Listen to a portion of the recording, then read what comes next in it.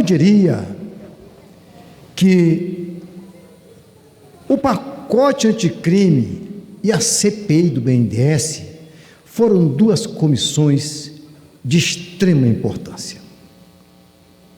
A CPI do BNDES, eu vou colocar ela muito bem pontuada para a nossa população entender o que houve no BNDES no passado, não hoje. E a comissão, composta por vários parlamentares,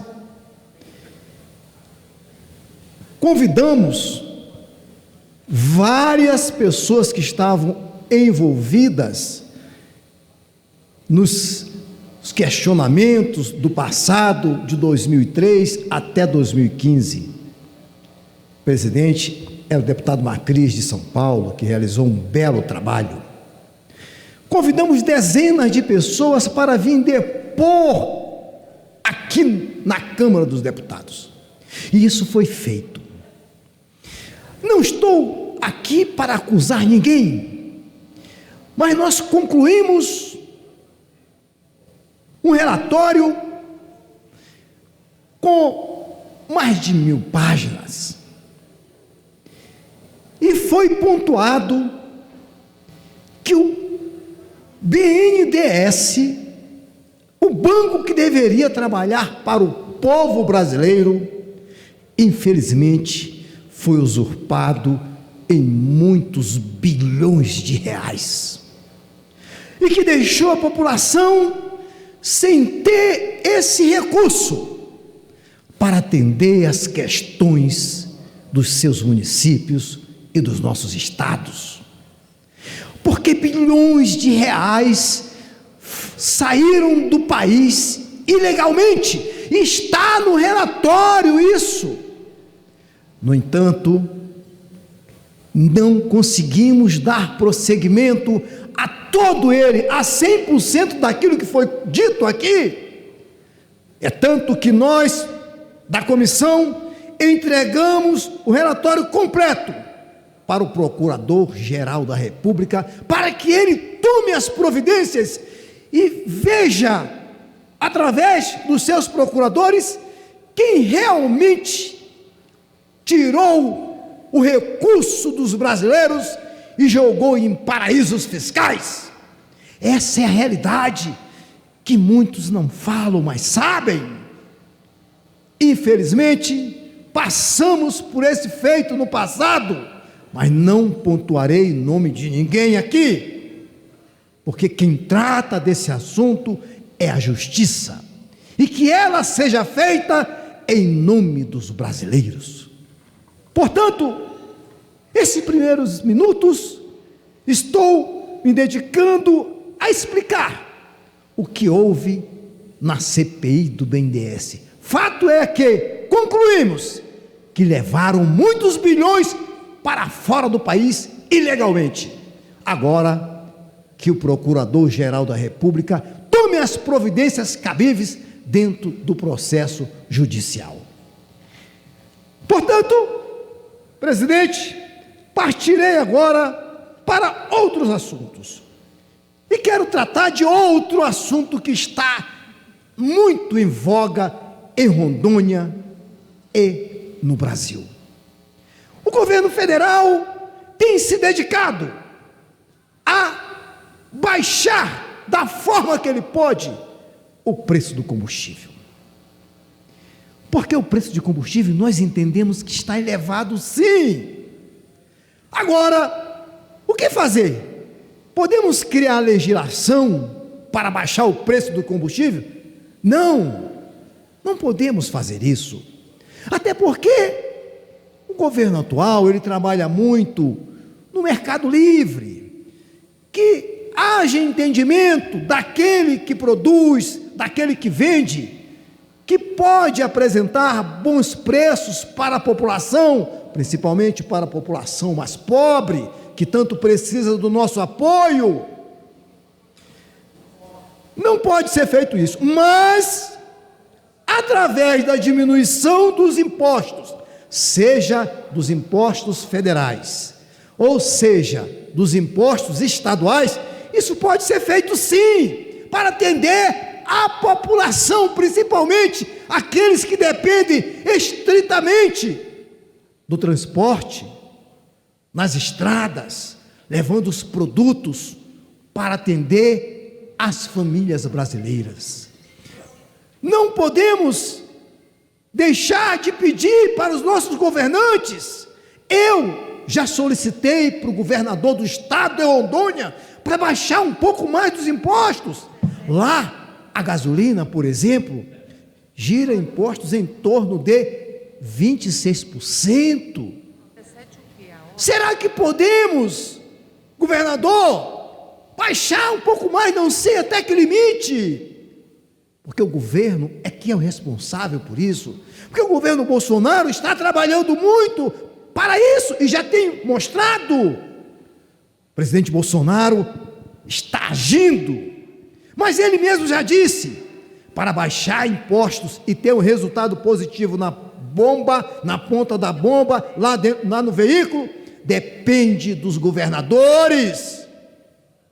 Então, governador de Rondônia, faça a sua análise, já dá um tempo, para ver se o senhor pode baixar um pouco mais dos impostos em Rondônia, para que a população pague um combustível mais barato. Os caminhoneiros vão gostar muito, aquele que depende da estrada com o seu veículo também. Todos aqueles que têm veículo ficarão felizes e contentes com uma ação dessa, principalmente aqueles que dependem do transporte para ganhar o seu pão de cada dia. Eu estou falando aqui com muita tranquilidade, porque isso é possível e legal, nada que vá comprometer a vida dos brasileiros e dos cidadãos dos estados. Com certeza, isso vai ajudar a todas as pessoas dos municípios, porque é o que eles querem, sem dúvida nenhuma. Agora, mudando de assunto, um assunto muito atual, é a MP 910. A MP que trata da regularização fundiária do micro, do pequeno, do médio e do grande produtor, ou daquele que produz para a sua família. Essas pessoas estão ansiosas no meu estado, na região de Buritis, Jacinópolis, Rio Pardo. Lá o povo de Abunã, Extrema, Cujubi, povo do Cone Sul, da 429, da área de Ji-Paraná, Ariquemes, no Vale do Jamari, Jaru e toda aquela região, eles estão precisando regularizar as suas terras, em especial o pequeno, porque o pequeno tem pouco recurso, o pequeno não consegue regularizar sua terra e não consegue buscar financiamento nos bancos públicos, que nos privados os juros são mais elevados, eu acredito, mas o público tem recurso sim, para dispensar ao pequeno e ao médio produtor. Mas como fazer isso, se ele hoje não tem como deixar algo para que possa o banco ter aquilo como seguro para manter o seu recurso emprestado? Aquele recurso que está lá disponível para atender o pequeno produtor, o produtor familiar, o médio, enfim, a todos.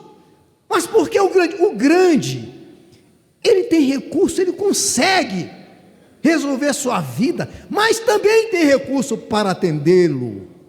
Fato é que nós temos que dar suporte para os menores, para os pequenos, e é esses que eu procuro atender em todos os cantos de Rondônia. E nós temos que encontrar nessa MP uma forma de atender aquele cidadão que já está há muito tempo naquela terra, que não entrou, logicamente, fazendo nada ilegal, mas ocupou de maneira correta e de maneira plausível dentro da legalidade, e hoje está lá e precisa sim regularizar aquele espaço, porque ele está produzindo alimento, ele está criando gados ou outras coisas, enfim, e que está atendendo as famílias do nosso estado e do nosso Brasil. Portanto, merece o nosso respeito, sim, essas famílias que precisam e necessitam da regularização fundiária, e é a hora, eu faço parte dessa comissão da medida provisória 910, estou envidando todos os esforços para que eles possam serem os pequenos serem beneficiados através desse momento importante para o Brasil. E agradecemos muito ao presidente Bolsonaro, que enviou essa medida para cá, para o nosso Congresso, e nós, parlamentares, temos o dever de fazer um trabalho bem feito e atender o máximo possível do povo que precisa regularizar suas terras. E o INCRA tem que se preparar para isso. Tratei essa semana com o presidente do INCRA, e ele está atento para atender o máximo possível de famílias nos estados do Brasil. Isso é extremamente importante, e essas pessoas não imaginam o quanto vão fazer pela nossa nação. A hora que essas terras forem registradas, o Brasil dá um boom em produção de alimentos. Muita gente que está passando dificuldade hoje, não passarão mais, serão beneficiados com a regularização fundiária. Eles terão documento da terra a quem realmente deve ser o dono, aquele que está ocupando já há anos, e com pouco benefício para atender sua família e todos os seus afazeres. É um tema muito importante, e que este deputado federal, Coronel Crisóstomo, defende ferrenhamente a regularização fundiária para atender principalmente o meu povo de Rondônia. Ainda com relação às famílias de Rondônia, não posso perder essa oportunidade. Eu quero tratar aqui da transposição. A transposição dos nossos funcionários, aqueles que viveram aquele momento de ex-território de Rondônia, quando passou a ser Estado. E mais à frente, a lei prevê, pelo entendimento, até 91. Não importa o ano, o que importa é que a transposição dos funcionários do Estado para o ente federal é real. E essas pessoas, esses profissionais, delegados de polícia, professores, policiais militares, pessoas da saúde e outras pessoas mais, essas pessoas, esses profissionais, delegados da Polícia Civil, militares da Polícia Militar, do Corpo de Bombeiro, professores de diversas áreas, gente da saúde, essas pessoas não podem mais esperar.